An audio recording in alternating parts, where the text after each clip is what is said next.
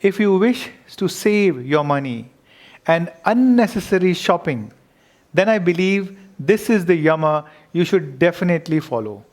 Well, it's not about saving money so much than wasting money on things that are not required. I have been following the yama since many years, and I'm so happy that now I know what not to buy, and at the same time, if I have access of anything, either I share it with someone nearby or I sell it on OLX. Check your wardrobe, check your shoe rack.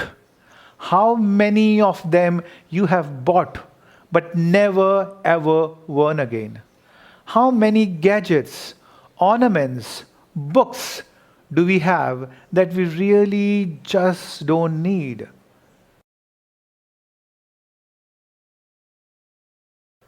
The quantity of food that you eat, that is overeating, waste of food.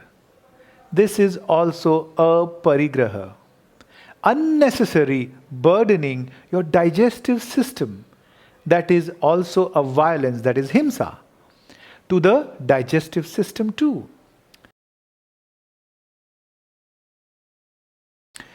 Aparigraha can teach us that we actually probably don't need the new shirt that looks exactly like that other one we had at home. We probably don't really need to buy that new cushion just because it goes with the new wallpaper. And we definitely don't need that new car just because it's better than our neighbors. Friends, we sometimes buy something just because my neighbor has it. Friends, I don't have a car. Frankly, I don't have a car. And if I ever need to, I will bring it on rent for a day or so. I prefer to have a motorbike or a scooty than a car. Only if the whole family is traveling, we rent a car. The more we hold material possessions, the more we weigh ourselves down with not only physical but energetic baggage. And the more we become attached to and worry about losing these said possessions, believing that the new object we buy will bring us happiness is based on a feeling of lack that all too often enters our minds. If we lighten the load a little by either selling some of the things we don't need, or even better, by giving them to charity, then we move towards living a less cluttered life, both in our homes and in our minds. The next time you feel you need to buy something new, take a moment to think of why you need it so much. Will it bring lasting happiness? Will it help you find peace? Will it help you live in a more self-reliant and simpler way? In the Yoga Sutras, that is chapter number 2, verse number 30, Aparigraha is listed as the fifth of the yama or code of self-restraint after ahimsa, satya, asteya and brahmacharya. That is sexual chastity in one's feeling and actions. Ahimsa, satya, asteya, brahmacharya, aparigraha yamaha, that is non-violence, non-falsehood, non-stealing, non-cheating and non-possessiveness are the 5 yamas. Patanjali Yoga Sutra, chapter number 2, verse number 30. Aparigraha is thus one of the 5 essential restraints in Hinduism, that with 5 essential practices are suggested for right virtues, enlightened living. While Yoga Sutra distills the 10 yamas and niyamas, these virtues appear in various discussions. In Vedic text, It is a part of ethical theory in Hinduism. Aparigraha is one of the virtues in Jainism. It is also one of the 5 vows that both householder, that is Shravaka, and ascetics must observe. What is the meaning of aparigraha? To know this, we have to understand what parigraha is. Parigraha means possessiveness, grasping, or greediness. Aparigraha is the opposite of parigraha. If you think deeply, this parigraha is the cause of all the problems of the world. The problem we face at our individual level and at the global level at large. Our desire for more and more and our greed for more than what we need is the result of our parigraha mindset.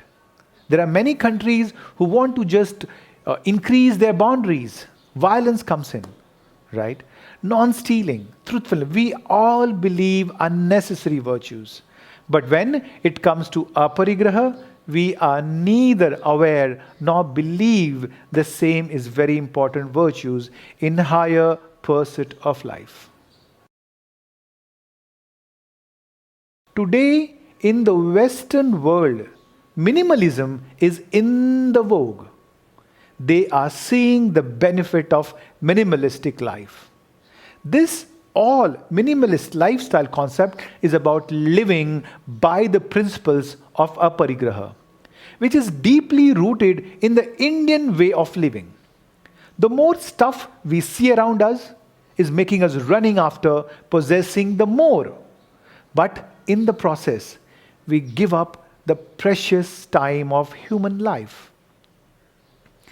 Parigraha means to amass, to crave, to seek, to seize, and to receive or accept material possessions or gifts from others.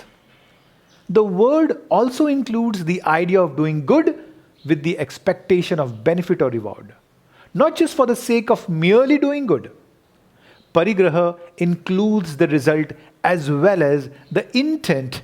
In other words, it means the attitudes of craving, possessiveness, and holding, but also the things that have been acquired because of those attitudes.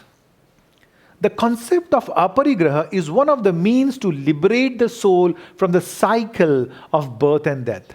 Was first laid down by the first Tirthankara in Jainism, that is Rishabhdeva.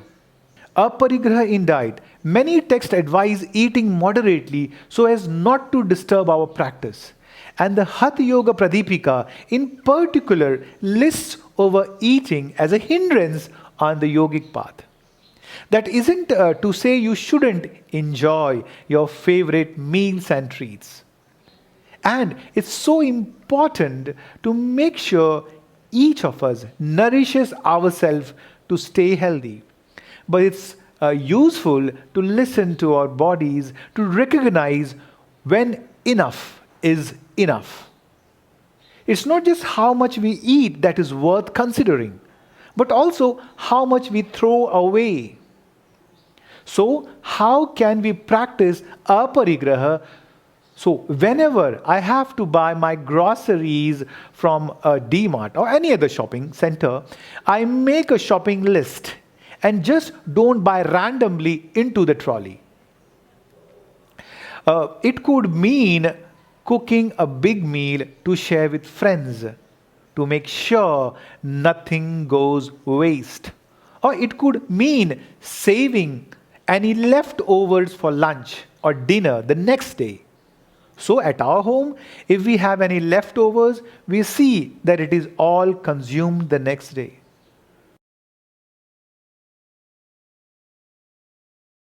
Each time we enter into a new relationship or a new life partner, we experience a sensation of joy and happiness. Or are we concerned as to what happens when this is over? What will come after this? If only we knew that those things we obsessively worry over didn't really matter, if only we could stop being concerned with what might happen and just enjoy what is happening. The fear of losing someone, and you become so obsessive about that person that you want to hold him or her. Becoming attached to a positive feeling or a positive experience is completely human. Why wouldn't we want to feel happy for as long as we can? But when we experience positivity, we really let ourselves fully have that experience. Or do we cling to it, willing everything to stay just as it is in that moment? Friends, I believe, don't cling. Don't be obsessive. If she is there in your life, well and good. If she is not there in life, no worries. Life goes on. Just search for a better partner, more beautiful than the previous one.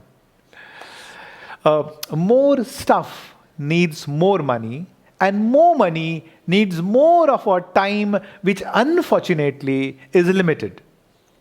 Aren't we spending our precious human life after our insatiable desire to own and possess more? Many of our possessions are mostly unwanted. We all believe material possessions give us happiness, but in reality, material possessions give us a headache. Pause and think over it, friends. The benefit of minimalism, the more of less are, more time and more energy. Managing lesser things. More money, buying lesser things, definitely you have more money. More generosity, extra money can help someone else who is in need. More freedom, no worry to work for unwanted possessions. Less stress, obviously. Less distraction, lesser things to manage. Less environmental impact, that is, lower production by producers. Less comparison, no social pressure to show off. More contentment, lesser possessions, means peaceful life. Low possessions and more time will make us awake to the spiritual side of the self. The whole or major part of our active human life is lost in earning money and possessions. By the time we realize the purpose of human life was not to earn money till we die or become incompetent and aged, we have lived most of our lives. This Aparigraha or minimalist way of life is the only way to live in this otherwise noisy race we all are participating by chance or by choice. Make a plan today to throw away or give up all the unwanted material possessions we have hoarded for years, and make a new year resolution to live a life of a minimalistic practice. So practice Aparigraha to the extent possible. This is going to be a life-changing resolution. I have been doing it since decades, and in fact, I don't buy unnecessary things and never use it. In fact, my rule is, if any object or thing that I have not used for a year, I better give it away. It can be useful for someone. And in that way, I feel lighter. Friends, I will end this video with a quote by Alexander the Great. A tomb now suffices him for whom the whole world was not sufficient. In the next video, we will talk about the niyamas, right? Saucha, santosha, tapa, swadhyaya, ishvara pranidhanani, niyama. Till then, Take care. Keep smiling. Namaste.